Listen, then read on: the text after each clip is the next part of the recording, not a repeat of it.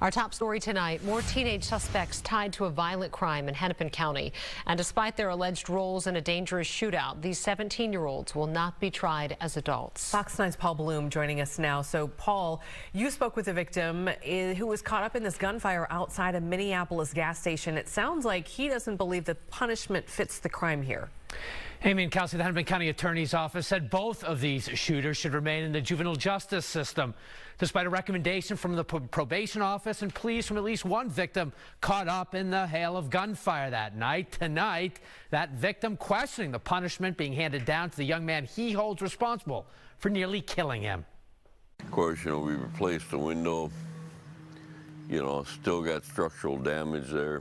Joe Babineau is still driving around in his Ford Fusion dotted with bullet holes. I'd have to say, it's built Ford tough. He is convinced the vehicle saved his life 3 months ago when he was caught in the middle of a shootout. I feel pretty safe in this car knowing that the one bullet went through and didn't penetrate anything, but stopped.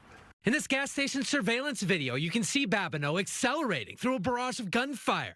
His car hit from all angles, while his friend suffered a gunshot wound to his foot.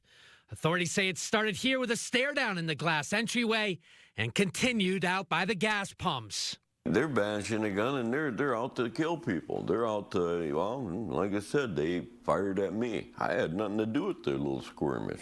Babineau demanded that the young shooters responsible for all the panic and chaos face the stiffest consequences. They need to start putting the serious offenders away.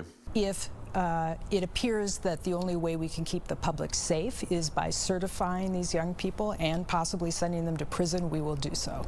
After Fox 9 obtained this video of the shootout earlier this year, Hennepin County Attorney Mary Moriarty called it, quote, horrific, and told me her juvenile prosecutors would look into handling the case in adult court.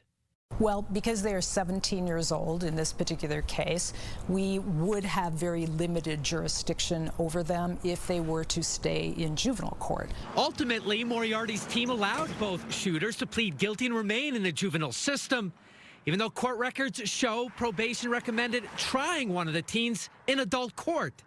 In a statement to Fox 9, Moriarty's office wrote, quote, interventions available only in the juvenile system give us the best chance of protecting the public and holding these kids accountable in a meaningful way.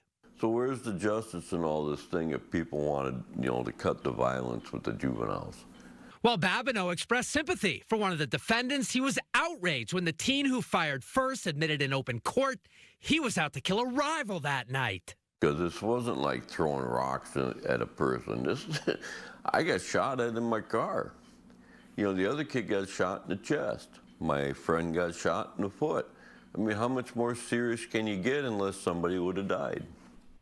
And that teen who initiated all the gunfire that night pleaded guilty to second-degree attempted murder.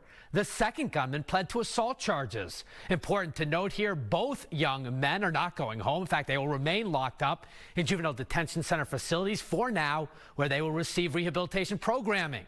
If either messes up before their 21st birthdays, they both have adult prison sentences of 12+ years hanging over their heads. Paul Blume, Fox 9.